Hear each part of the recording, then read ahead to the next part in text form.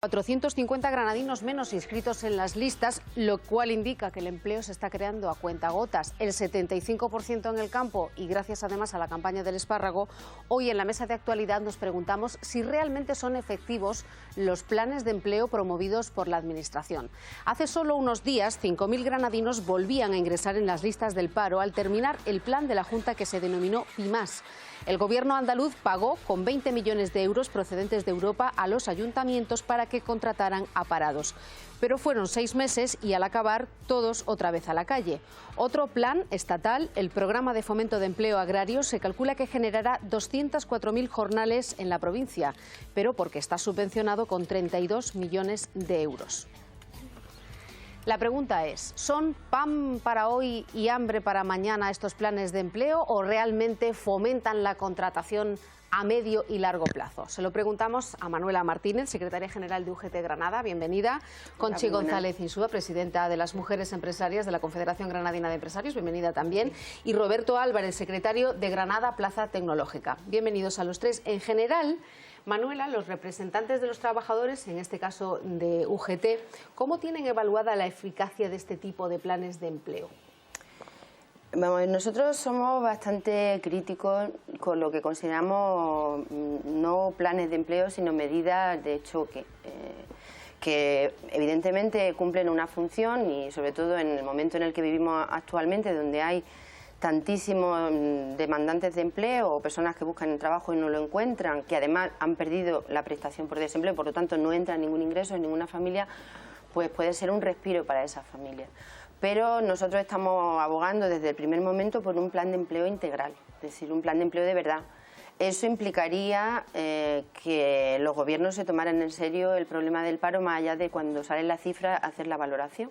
Implicaría que de manera transversal entendieran que el empleo y la reactivación de la economía debe ser el centro de todas las políticas. Precisamente hace menos de una semana celebrábamos los trabajadores el 1 de mayo, estamos viendo ahí las manifestaciones que se realizaron en Granada, con una campaña que lleváis conjuntamente varios sindicatos, una campaña que dice así no salimos de la crisis, con este tipo de planes, entre otras cosas. Claro, es que lo que es incoherente es que están todo el día, vamos, comparándonos con Europa en muchas cosas y debería hacernos reflexionar que el gobierno haya reducido la inversión, porque una inversión en políticas activas de empleo en más de un 60% desde que está gobernando, cuando tenemos las peores cifras de empleo de toda la Unión Europea. Y además ya con la cifra anterior estábamos muy por debajo de la inversión, en la mitad de lo que se gastan en otros países que no tienen, a lo mejor tienen un 6 o un 7% de paro, se gastan el doble que nosotros en políticas activas de empleo. Es decir, las políticas activas de empleo deben estar funcionando siempre. Y no tienen 6 meses ahora, paro, tienen que ir meses. adaptándose a las necesidades concretas que hay en un momento determinado, como es la coyuntura actual. Entonces, un plan de empleo dirigido solo a contratar a un X personas durante 6 meses, digo, pues palía la situación familiar de necesidad, que en muchos casos a lo mejor es el único ingreso que lleva esa familia, ¿no?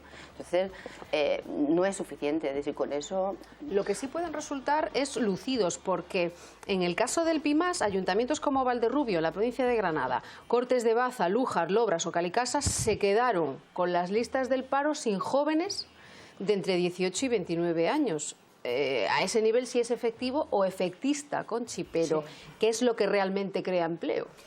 Pues nosotros siempre lo decimos, los que realmente crean empleo son los empresarios y las empresarias, y son a las empresas a las que deberían, de una forma controlada o como queramos verlo, donde tendrían que ir las ayudas, porque crear empleo estable lo crean realmente los empresarios y las empresarias. Eso es lo que nosotros entendemos. De todas formas, todo suma. Todo suma. Es cierto que esto suma y, como decía Manuela, en una familia donde no hay ingresos, bienvenido sea. Es una labor social, digámoslo así. Pero crear empleo estable son las empresas. Y a las empresas a donde deberían de ir las ayudas del modo que quieras, o bien a los autónomos que están creciendo de una forma importante, o a las propias empresas que ya están funcionando o que tienen, en casos puntuales, tienen alguna dificultad, actualizarlas, modernizarlas y llevarlas a la realidad del siglo XXI. Todo suma, Pero hay quien opina que este tipo de planes son un tanto artificiales, porque, por ejemplo, vuelvo al ejemplo del PIMAS, que es el que tenemos más cercano. Una avalancha de profesionales, casi digamos al peso, muchos ayuntamientos no sabían ni qué hacer con ellos, porque no pueden ocupar vacantes, no se les puede contratar al acabar esos 6 meses, unas veces por por problema económico y otras veces incluso por problema legal. Entonces, ¿qué falla en el diseño de estos planes? Lo estaba adelantando ya Conchi. Realmente hay que contar quizá y dirigir todos estos planes más hacia la empresa y a los sectores que pueden crecer. Si lo dirigimos simplemente para contratar eventualmente y sabiendo que ese plan va a morir y que esa contratación no va a tener un efecto a largo plazo, no estamos consiguiendo realmente nada. Pues la Junta prepara otro plan de inserción laboral similar con 28 millones de euros para Granada, pero al que no se podrán acoger las personas que sí se acogieron al plan anterior, con lo cual la solución de continuidad no se crea. No hay solución de continuidad. Ahora unos cuantos, una remesa, luego otra remesa. Sí, nosotros lo hemos valorado así desde el primer momento. Nosotros apostamos desde el inicio de la crisis por un cambio de modelo productivo y apostamos por un plan de empleo integral, como he comentado antes, que no atiende a... Es decir, tendría que englobar, eso sí, medidas más a corto plazo para paliar situaciones como la que estamos viendo. En Granada hay en torno a 60.000 familias, según los últimos informes, que los que no entra, a esa casa no entra ni un ingreso. Y eso, pues de alguna manera, tenemos parados de larga duración, o sea, gente que lleva un año, no un año, es que gente que desde que empezó la crisis está ahí porque hay gente que necesita recualificarse. Ahora que hablas de parados de larga duración, puede ser, como indican algunos, que estas medidas no busquen fomentar el empleo, sino adelgazar las listas autonómicas de parados de larga duración, que pesan mucho esas listas para un gobierno. ¿Puede ser? Yo no lo sé, pero sigo insistiendo en lo mismo. Verá, hay sectores que son emergentes y yo creo que ahí es donde deberíamos de concentrarnos, en esos sectores emergentes, y esas ayudas deberían de ir para fomentar empleo estable, que es de lo que se trata. O sea, más que de cifras, yo lo que creo es que en esa reconversión, en los sectores que ahí están y que necesitamos, personas cualificadas, ¿no? Y ahí es donde tienen que ir. Sectores emergentes, el sector tecnológico en Granada, que ya está suponiendo un 13, 14, cerca del 20%, del Producto Interior Bruto, ¿puede ser, Roberto? No, estábamos superando el 7. Superando el 7, ya me paso yo de... Bueno, pronto. Pero bueno, el 7 está muy bien y está promoviendo otras formas de contratación, como por ejemplo la iniciativa de ON Granada, de Granada Plaza Tecnológica, que esta misma semana celebraba sus segundas jornadas de contratación, que consisten en poner en contacto a profesionales con empresas. En este caso, 10 empresas que ofertan 269 puestos de trabajo. Correcto, sí. La verdad es que hubo una primera iniciativa en octubre, se ofertaron, era una iniciativa totalmente novedosa de poner en común a los demandantes de empleo o posibles futuros demandantes de empleo con empresas que estaban interesadas en contratar. De esas 100 plazas que se ofertaron, se presentaron 150 universitarios, principalmente gente terminando carrera, o sea, que estaban tomando su primer contacto, cosa que además era fundamental porque además llegaban a la casa de los empresarios, y yo creo que era una gran virtud el poner de manera práctica a gente que lleva todo el periodo de estudio. Como estás comentando, me parece muy interesante conectar la universidad con la empresa. Correcto. También ese segundo objetivo se cumple en este tipo de jornadas de contratación. Correcto. De hecho, en Granada una de las virtudes que tiene es haber creado una asociación en la que se ha unido, pues, aparte de los socios que lo crearon, como son Confederación de Empresarios, como es la Junta de Andalucía, el Ayuntamiento, la Diputación, la patronal Eticón y la Universidad de Granada, porque creíamos que sin la universidad no se podía contar, era fundamental para que el proyecto funcionara. El proyecto de ON Granada. El proyecto de ON Granada era, entre algunas cosas, conectar esa universidad con la empresa y la empresa con la universidad. Ahí hay que terminar de generar los lazos, porque sin duda tenemos una universidad que es la envidia de prácticamente toda España. Y se conecta la empresa que necesita un perfil concreto y determinado para cubrir un determinado y concreto puesto de trabajo con la persona formada, en algunos casos con alguna experiencia laboral, que cumple los requisitos para entrar en esa empresa y ocupar ese puesto de trabajo. Es un contacto directo. Correcto. Y No además, es a través de intermediarios. no estamos hablando planes, ni de un InfoJobs, ni de una... No, estamos hablando de que la empresa sale y expone cuál es su experiencia, qué producto tiene, qué va a desarrollar y qué está buscando. Y hay 100, 150 personas que están escuchando y que luego van a poder dejar su candidatura a esa empresa si le ha interesado lo que están ofreciendo, cuál es su plan de crecimiento, porque bueno, una de las cosas importantes en nuestro sector, en el sector tecnológico, la valía de los candidatos es muy grande y se les busca en Madrid, se les busca en Barcelona, se les busca en Málaga, se les busca en Sevilla. Aquí tenemos que ofertarle algo que le genere de verdad. Antes de que se vayan, exacto. Y mucho menos que se vayan a Alemania, a Europa, a otros países. No, claro, claro. No, la fuga de talento no la podemos seguir permitiendo. Y eso es verdad, y era una apuesta también desde la propia universidad, o sea, desde la Comisión de Relaciones con la Sociedad, esa transferencia de conocimiento y relacionar la empresa con la universidad a la misma velocidad que necesitamos, porque la empresa va a una velocidad, la universidad va a otra, y acortar esos tiempos, eso ha sido o está siendo una realidad.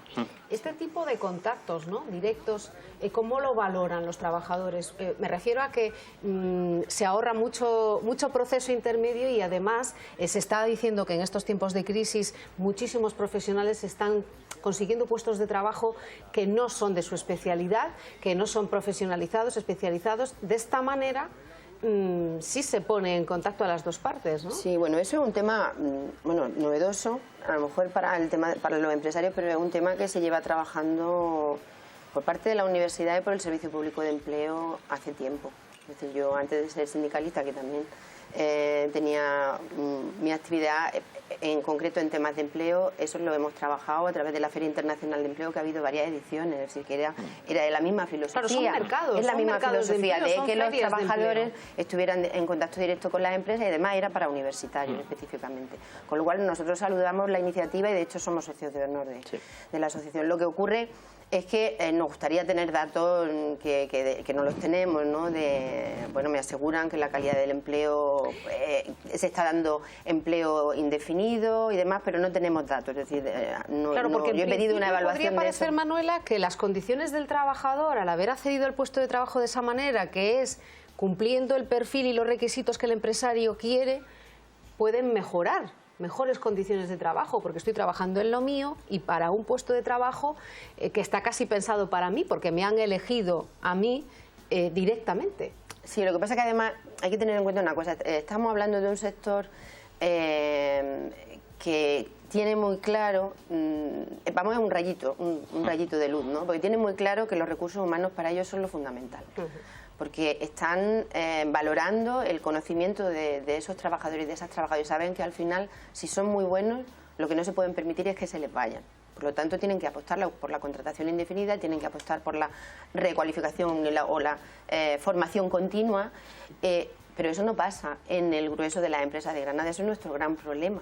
Y es lo que estamos pagando ahora, por eso esas cifras, por eso no salimos del agujero, y cada vez que vienen las cifras del paro nos da ese jarro de agua fría encima, porque en el resto de sectores, en la inmensa mayoría de los casos, lo que se produce es una contratación pues prácticamente sin tener en cuenta la especialidad ni los conocimientos de ese trabajador. No se invierte nada en inversión, o sea, en formación, porque ese trabajador lo mismo está allí 15 días o una semana y luego se va y viene otro, y estamos pagando digamos, las consecuencias de esa mala gestión de los recursos humanos a nivel de las empresas. Y ayer yo, de hecho, me hacían una entrevista para una radio local sobre el tema en el sector de la hostelería en concreto, donde hay pues una economía sumergida increíble, no ya solo de la empresa que no esté dada de alta y de estas cosas, ¿no?, que les preocupa al resto de empresarios, no, sino de empresas que sí están dadas de alta pero que tienen a la mitad de la plantilla sin dar de alta, o la tienen con un contrato de 1 hora y están trabajando 10. Bueno, yo les decía, es que no tienen en cuenta la calidad, o sea, cómo eso al final afecta en la calidad. O sea, tú no puedes estar en un restaurante en la playa, porque era para una radio de la playa, en la costa, 2 horas esperando a que te sirvan el primer plato, porque es que entonces, o sea, tú estás manteniendo allí unas mesas ocupadas que al final no te están rindiendo nada. Sobre todo en una provincia en la que la calidad en el turismo es fundamental. Claro, tiene que distinguirse por eso. Porque contratan a 2 personas para llevar 60 mesas y eso es inviable. Tú te vas al norte, le ponía el ejemplo, te vas a la playa de la Concha, te metes en un bar de los de la playa, en 40 minutos ya aquí te has tomado hasta el café, porque ellos prefieren tener a muchos camareros, a mucha gente sirviendo mesas, porque de esta manera la rotación de los clientes es mucho mayor y por lo tanto ingresan mucho más. Bueno, pues esa filosofía aquí no ha calado.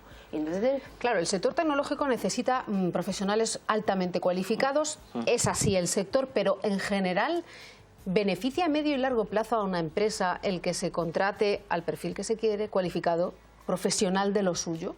Claro que sí. Vamos a ver, el personal en las tecnológicas es nuestra materia prima. Sin ellos no somos nada y vamos. Es lógico pensar de que, aparte de la apuesta de contratar a alguien, de formarlo, una vez que lo tienes formado, no quieres que se te vaya. Ya tiene una alta cualificación de formación, porque lo tenemos a través de nuestra universidad, de la Facultad de Informática, que sale en los rankings internacionales, es la mejor de España, la tercera mejor de Europa. En rankings que no tiene que ver, no lo hace la universidad, ¿vale? Entonces, ese personal ya te llega con alta cualificación. Ahora, lo formas tú, porque aparte lo tienes que formar. Vamos, Manuel lo sabrá por los planes de formación. La gente que sale de formación profesional, la antigua formación profesional, los módulos, vienen muy preparados para trabajar. Yo en mi empresa, en Solinsur, tenemos de los dos, tanto trabajamos con prácticos como becarios. Más académico, ¿no? Y es más académico y le falta práctica. Cuando sale, están preparados, son unos todoterrenos para lo que le eches, pero como un diésel, ¿no? Le va a costar arrancar a partir de que arranque. Y una curiosidad que me surge ahora, Roberto, en estos 6 meses, por ejemplo, lo que dura uno de estos planes de empleo, ¿da tiempo a que alguien se forme y a que alcance cualificación profesional? A los 6 meses, por lo menos mi experiencia profesional como empresario, empiezan a enterarse. O sea, es decir, que ni siquiera sirven estos planes, servirían con esta duración de 6 meses para formar a alguien y decir, oye, yo ya tengo una cualificación profesional, ahora con esta cualificación profesional voy a las empresas. Pero hay otro tema que no hemos tocado antes. Vamos a ver, tú decías que no pueden sustituir a trabajadores, pero eso no es la realidad. Al final hacen de todo. Al final lo hacen de todo y además están por debajo de convenio.